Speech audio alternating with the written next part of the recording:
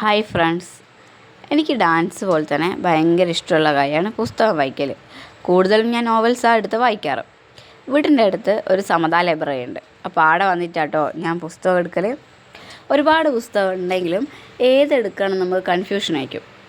കുറേ നോക്കി ഞാൻ 2 പുസ്തകം എടുത്ത്. സി രാധാകൃഷ്ണൻ്റെ ഒറ്റയടിപ്പാതയും സാറാ ജോസഫിൻ്റെ ആദ്യവും.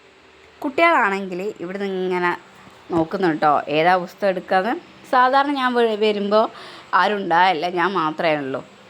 ഇപ്പോൾ കുട്ടികളൊക്കെ വന്നു തുടങ്ങി.